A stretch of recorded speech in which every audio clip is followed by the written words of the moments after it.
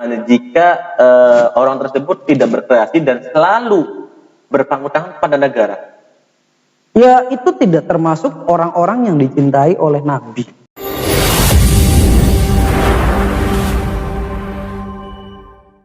Assalamualaikum warahmatullahi wabarakatuh. Kembali lagi dengan acara Ngobeng, ngobrol bareng seputar agama Islam dengan Insan BPJDIY, Ikatan Silaturahim Alumni Bundut Pesantren Cirebon yang berada di Yogyakarta. Di sini kita sudah kedatangan pembicara yaitu Ustadz Muhammad Nurul Alam Samil Mumtaz. Latar belakang pendidikannya beliau dari Pondok Pesantren Lirboyo, yang kedua S1 di Staindo, yang ketiga S2 di UIN Bandung. Baik, Assalamualaikum Ustadz Samil. Waalaikumsalam Kang Nasih. Bagaimana kabarnya? Alhamdulillah di tengah pandemi saat ini saya tergolong sebagai orang-orang yang sehat. Alhamdulillah sehat ya, tidak ada kendala sakit ataupun gimana? Alhamdulillah. Alhamdulillah tidak ada. Mungkin uang saja yang kurang sehat ini. Uangnya kurang sehat ya, berarti menipis gitu ya? Agak tomak makanya ini. Agak tomak, oke. Tapi kondisi fisik aman ya? Aman. Aman, tidak ada kendala ataupun apapun? Alhamdulillah tidak ada kendala. Oke. Di sini saya akan ingin bertanya tentang corona yang berkaitan dengan pandangan-pandangan pesantren, itu baik dari segi pendidikannya, terus ekonominya gitu. Siap. Oke. Langsung saja ke pertanyaan pertama ya. Ustaz. Boleh. Yang pertama, apa tanggapan dari pembicara tentang wabah pandemi ini secara latar belakang pesantren yang dimiliki? Bismillahirrahmanirrahim. Wabah atau pandemi ini sebenarnya sudah ada sejak zaman dahulu kala. Artinya tidak tiba-tiba ada pada saat era milenial seperti saat ini. Dulu waktu zamannya Nabi Nuh ada wabah banjir. Kemudian di masa Fir'aun juga ada wabah, diserang katak, diserang nyamuk. Kemudian lebih ke sini ketika kekhalifahan Sayyidina Umar ibn Khattab juga ada wabah atau yang disebut dengan ta'un. Artinya sebenarnya umat manusia itu sudah berkali-kali ditempa oleh wabah. Lah, bedanya wabah yang ada pada saat ini itu wabah yang sebenarnya tidak terlalu menakutkan. Karena bentuknya menurut informasi yang beredar kan bentuk daripada wabah itu adalah flu. Flu itu sebenarnya orang-orang juga mesti pernah mengalami flu. Tapi mungkin ini flu-nya lebih berat kan kayak gitu. Kalau dulu wabahnya ada wabah cacar, lebih tahun sekitar 60-an itu ada wabah cacar. Kemudian ada flu Spanyol di tahun 1900 awalan. Lah, pesantren menyikapi atau kalangan di dalam literatur Islam menyikapi wabah seperti ini memang sudah ada beberapa riwayat yang mengatakan yang pertama ketika Sayyidina Umar diberikan ingin menuju sebuah daerah kemudian daerah itu ternyata ada wabah lagi dilanda wabah.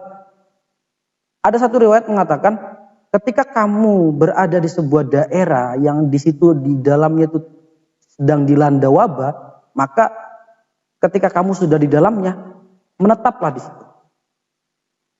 Ketika kamu belum ke situ, maka jangan ke situ. Ini sebuah riwayat, entah itu saya lupa itu sebuah hadis. Kalau nggak salah sebuah hadis, tapi saya lupa rawinya. Sebuah riwayat ini sedikit menunjukkan atau bisa dianalogikan untuk saat ini sebagai PSBB ataupun lockdown dan yang lainnya. Jadi sebenarnya jauh sebelum pemerintah dunia itu menggemparkan lockdown, Islam sudah terlebih dahulu ada solusi lockdown atau PSBB ketika di dalamnya terdapat wabah seperti itu. Artinya Islam sudah pernah mengalami seperti itu. Seperti itu Kang Nasih. Menurut Ustadz Samil kan tadi ini bukan suatu kebetulan ya, sudah beberapa terjadi wabah-wabah. Nah, menurut pandangan Ustadz Samil ini, apakah corona ini menjadi sebuah cobaan atau sebagai ujian adab kepada umat Islam ini atau umat seluruh dunia ini? Kita tergantung kita melihat dari sisi sebelah mana. Sekarang gini, kalau misalkan Allah memberikan ujian kepada kita, ya orang itu kalau misalkan diberikan ujian, saya menguji Kang Nasih misalkan, berarti saya belum mengetahui Kang Nasih dong. Gitu. Allah sudah tahu, kita bukan menguji. Allah tidak menguji. Kalau menguji berarti Allah belum tahu. Allah sengaja memberikan itu. Allah sengaja memberikan itu supaya kita sabar. Supaya kita sabar. Itu saja. Supaya kita sabar, kita bisa saling tenggang rasa. Karena di masa-masa pandemi seperti ini banyak sekali orang-orang yang ekonominya morat-marit, kemudian secara materi juga orang itu tidak mencukupi kebutuhan sehari-hari dan juga ternyata terkena dampak daripada social distancing ataupun PSBB dan yang lain sebagainya.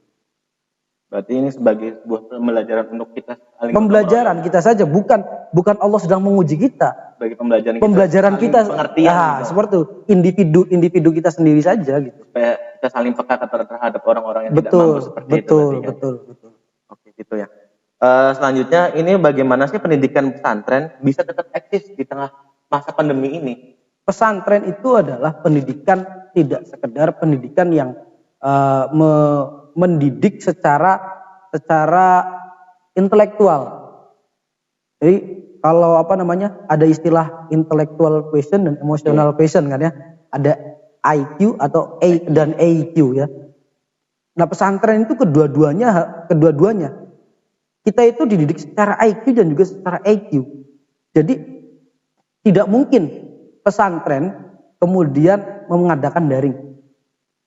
Sangat tidak mungkin, karena itu kalau misalkan hanya intellectual question saja, hanya sebatas ilmiah saja, pemberian informasi, kita bisa melakukan daring.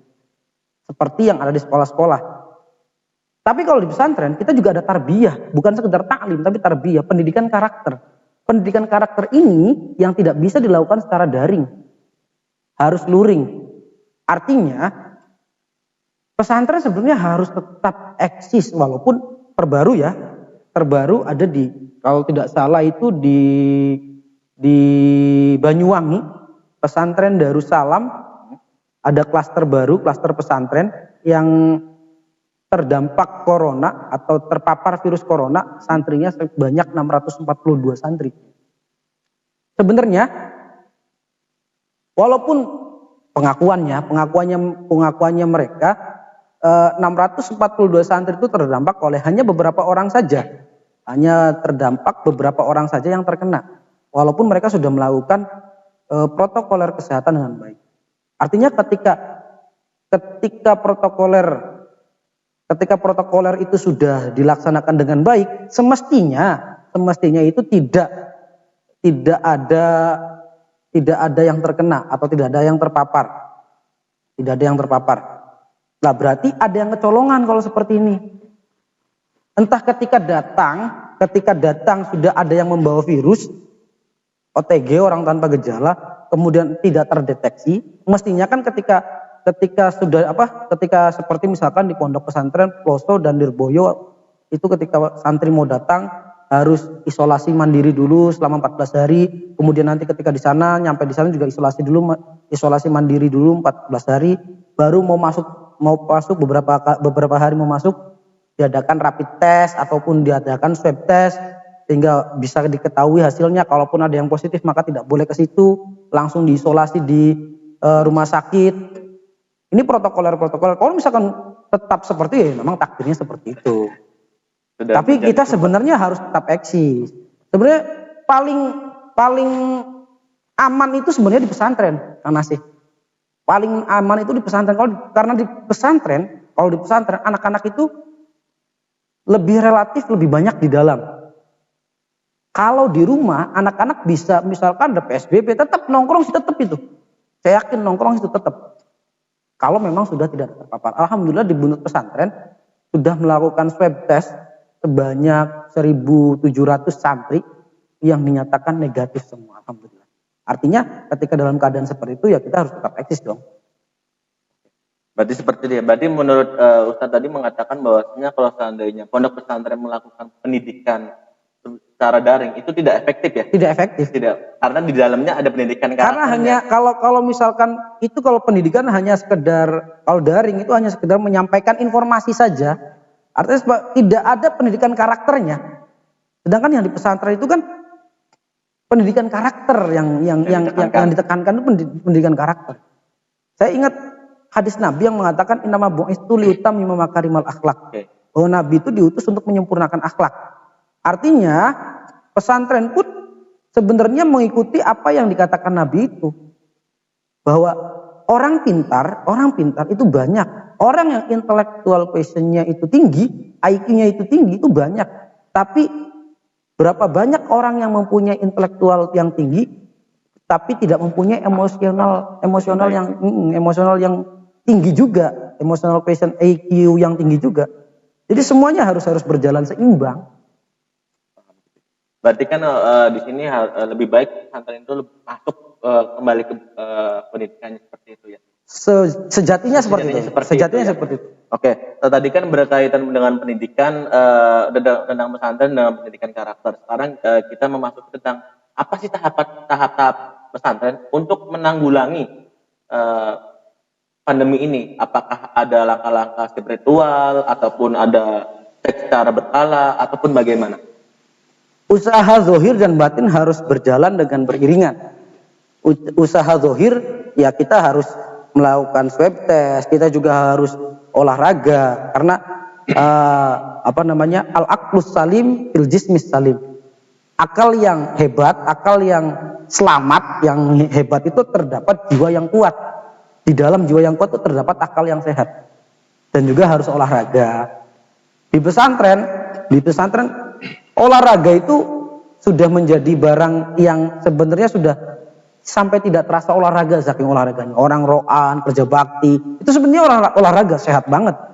Panas-panasan, itu olahraga. Itu bentuk apa? Usaha yang dilakukan secara zahir.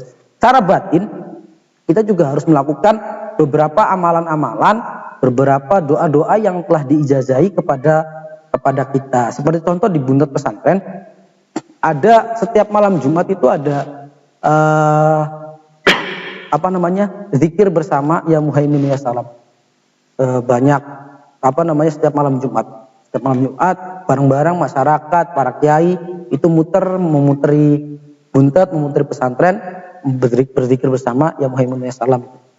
Berarti ada langkah-langkah spiritual. Sebenarnya ada, iya harus berjalan beriringan antara zahir dan batin. Tapi apakah jika tidak beriringan, apakah ini bisa disalahkan ke orangnya atau bagaimana ya? Kayak gini, kalau misalkan tidak berjalan beriringan itu sebenarnya tidak ideal. Idealnya seperti itu. Disalahkan orangnya atau tidak itu kembali kepada pribadi masing-masing. Ada juga orang yang tidak percaya dengan bentuk-bentuk yang ghaib, Berarti doa itu kan ghaib. Doa itu apa sih hasil daripada doa? Belum terlihat kan? Iya. Istilahnya masih hanya sekedar prasangka saja. Banyak juga yang tidak percaya dengan apa hebatnya doa. Padahal doa itu ad-doa itu silahul mukmin. Doa itu adalah pedangnya orang yang beriman. Begitu ya. Tadi di awal sudah menjelaskan tentang pendidikan, terus tentang karakter. Pelajaran selanjutnya kita berkaitan dengan ekonomi atau pendapatan atau muamalah kalau di bahasa pesantrennya. Pertanyaan pertama yang tentang muamalah itu bagaimana sih pesantren menyikapi sistem muamalah saat ini hanya berkutik pada peningkatan ekonomi negara? Seperti ini. Di awal adanya corona, orang-orang ketika diterapkan lockdown atau PSBB, sebenarnya orang-orang itu kaget kan? Iya. Karena secara materi, secara ekonomi dia tidak bisa menjalankan roda ekonominya dengan baik. Akan tetapi sebenarnya negara pun juga mempunyai tanggungan yang sangat besar akan adanya sikap negara dengan lockdown. Dengan adanya lockdown banyak masyarakat terdampak dengan akhirnya pada akhirnya efeknya orang-orang atau jumlah rakyat yang tidak mampu itu bertambah. Kemudian disubsidi oleh pemerintah. Dengan adanya kartu prakerja ataupun diberikan subsidi terhadap guru atau pekerja honorer yang sudah terdaftar. negara sudah bisa, sudah mau untuk menanggung itu. Tapi sebenarnya di kala atau di saat semacam ini, muamalah atau transaksi, muamalah itu berarti transaksi ya, transaksi. Muamalah yang harus kita lakukan, transaksi atau ekonomi yang harus kita lakukan, sebenarnya kita harus menjalankan ekonomi kreatif. Ekonomi kreatif supaya kita itu tidak melulu manja menyusu kepada pemerintah, kepada negara. Tidak berharap, tidak tomak, ya, tidak berharap lebih terhadap negara. Kita juga bisa melakukan usaha-usaha apa yang di wirausaha online seperti itu, atau UMKM, gitu. UMKM itu seperti itu. Itu kan sudah diberikan solusi oleh pemerintah. Kita harus mendirikan ekonomi yang kreatif. Kita sekarang ini zaman itu sudah serba digital. Rapat saja bisa dengan digital. Masa jual beli tidak bisa dengan digital? Harusnya bisa. Dimanfaatkan dengan perkembangan zaman berarti ya. Sekarang ada kok jual beli yang tidak bisa, yang tidak digital. Misalkan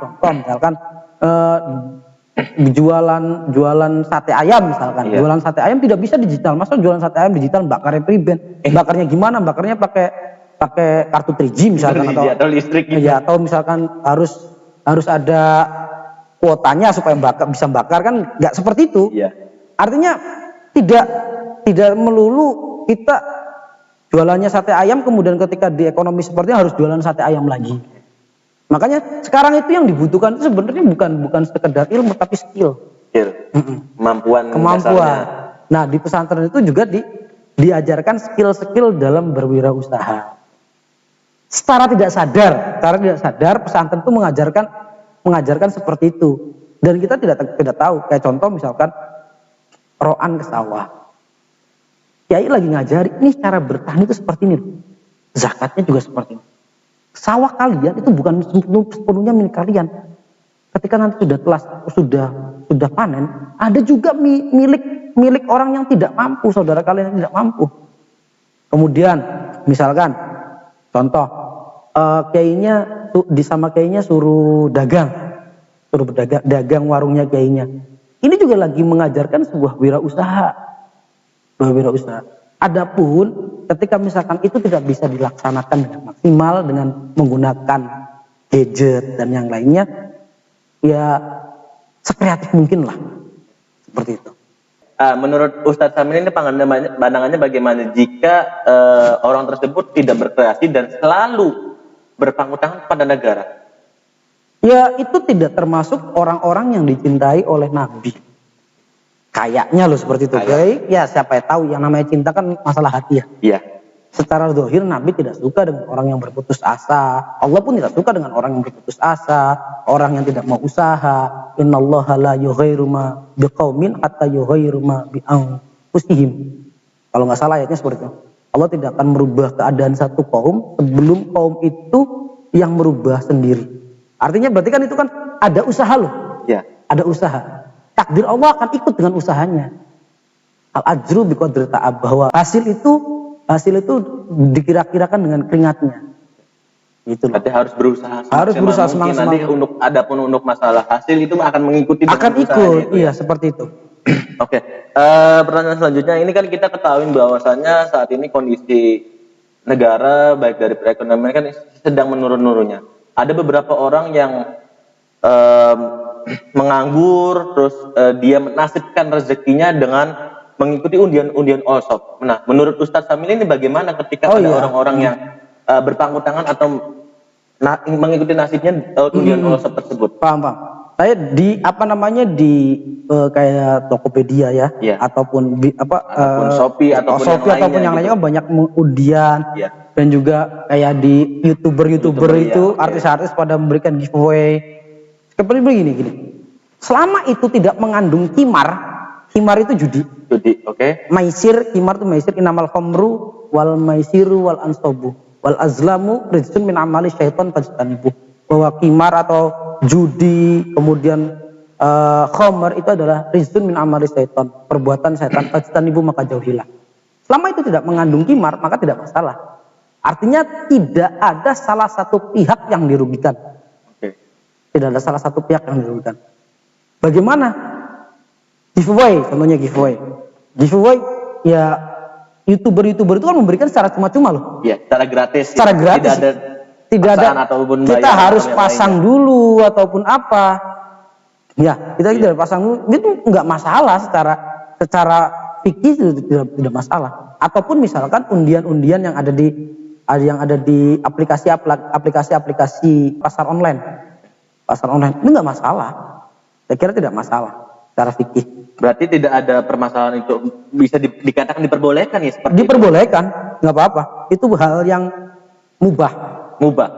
Tapi kalau seandainya orang tersebut berpangku tangan atau menyandarkan nasibnya di situ bagaimana? Kalau itu ya masuk kepada orang-orang yang tadi yang kurang disenangi, kurang disenangi oleh Allah ataupun Rasulullah seperti itu ya. Berarti ada pun menyandarkan nasibnya itu hanya sebatas tambahan rezeki. Seperti itu ya. Iya, seperti itu. Tadi kan sudah jelaskan untuk masalah pendidikan ekonomi. Nah, kita ketahui bersama bahwasanya tadi Ustadz Samil juga mengatakan bahwasanya ketika di pesantren itu lebih baik untuk mencegah dari virus corona ini atau pandemi ini. Nah, bagaimana tanggapan dari Ustadz Samil mengenai keputusan pesantren yang sudah memulai KBM padahal bisa berdampak menjadi klaster walaupun sudah mengikuti protokol kesehatan? Itu gini loh. Tadi saya sebenarnya sudah jelaskan ya. Di awal itu sudah saya jelaskan bahwa bagaimana kalau misalkan terdampak, asal kita sudah melakukan protokoler dengan baik, insya Allah tidak ada lah. Kalau misalkan pun ada, berarti kita kurang sempurna menjalankannya. Nah sekarang kalau misalkan kok sudah ada, kayak contoh di Darussalam Banyuwangi itu yang sudah 642 santri yang terpapar virus corona, mudah-mudahan mereka sembuh semua. Amin ya rabbal alamin. Amin. Itu saya kira ya dengan sangat terpaksa beliau pasti para kiainya yang membubarkan pesantren itu sementara dan nanti pasti akan memulai lagi KBM-nya. Karena KBM yang ada di pesantren itu sekali lagi tidak hanya sekedar penyampaian informasi terhadap santri, tapi juga penyampaian karakter jiwa terhadap santri. Oke, seperti itu. Terima kasih penjelasannya ya. Pertanyaan yang sebelum mengakhiri, apakah hikmah yang bisa kita ambil dari fenomena pandemi seperti ini di dunia? Hikmah yang dapat kita ambil di dalam keadaan pandemi yang terkena wabah virus corona di dunia, tidak hanya sekedar di Indonesia ataupun di Jawa, kita harus yang pertama menyadari bahwa semua itu milik Allah. Semua itu milik Allah dan kembali juga kepada Allah. Virus itu milik Allah dan akan kembali ketika Allah sudah menghendakinya kembali. Yang kedua, di tengah pandemi seperti ini, orang-orang yang secara ekonomi akan terlihat banyak yang terlihat susah, banyak yang tidak bisa menjalankan roda ekonominya dengan baik. Ya, di sini kita diberikan sebuah kesempatan untuk berbagi, kita yang mampu berbagi terhadap orang yang tidak mampu. Seperti itu. Harus kita punya tenggang rasa dan juga sifat sabar. Kita harus tingkatkan. Dari sini kita bisa meningkatkan nilai iman kita, nilai Islam kita. Kalau misalkan kita tidak bisa meningkatkan itu, berarti kita kalah dengan apa yang Allah berikan kepada kita. Seperti itu. Pertanyaan terakhir, Ustadz, barangkali ada pesan-pesan untuk santri-santri buntut ataupun santri secara umum, Ustadz, berkaitan dengan apapun. Untuk para santri, bahwa santri itu adalah thalibul ilmi. Seorang thalibul ilmi itu adalah seorang yang dimuliakan oleh Allah Subhanahu wa taala. Bahkan ketika orang tersebut berangkat menuju pondok untuk thalibul ilmi, maka orang itu seakan-akan dia berangkat untuk berjihad. Bukan seakan-akan, dia itu sedang berjihad. Jihad zaman sekarang seperti itu. Nah, pesan saya untuk para santri bahwa hadis yang mengatakan tentang thalibul ilmi itu banyak sekali. Thalabul ilmi faridhatun ala kulli muslimin utlubul ilma walau bistin dan yang lain-lain lah. Bagaimanapun keadaannya, mencari ilmu itu adalah suatu hal yang wajib. Bagaimanapun keadaannya, caranya mencari ilmu adalah suatu hal yang wajib. Maka saya berpesan kepada para santri bahwa jangan kapok untuk mencari ilmu. Jangan bosan untuk mencari ilmu. Sampai kapanpun. Sampai kapan? Thalabul ilmi minal mahdi ilal lahdi. Utlubul ilma minal mahdi ilal lahdi. Carilah ilmu, tuntutlah ilmu dari mulai ayunan ibu sampai ke liang lahat. Tidak ada batasnya. Bahkan di liang lahat pun ketika kita orang NU kan masih dibelajari. Masih belajar ada talqin. Itu kan tolabul ilmi lagi itu. Seperti itu. Pesan saya yang terakhir untuk para santri, tetap belajar, tetap mutolaah bagaimanapun dan apapun keadaannya. Seperti itu. Terima kasih Ustadz ya. Assalamualaikum. Waalaikumsalam. Oke, terima kasih kepada teman-teman semua, kepada viewers Insan BPCDIY. Ini adalah bincang-bincang terkait dengan pandangan-pandangan dari segi ilmu, baik itu segi ekonomi dan sebagainya. Mungkin dari saya cukup sekian. Apabila dari teman-teman ingin request tentang pesan-pesan atau konten-konten yang lain, bisa komen di bawah atau di IG kami, cek IG kami yaitu Insan BPCDIY. Terima kasih. Wassalamualaikum warahmatullahi wabarakatuh. Terima kasih sudah menonton video ini. Terima kasih. Jangan lupa like, comment, and subscribe.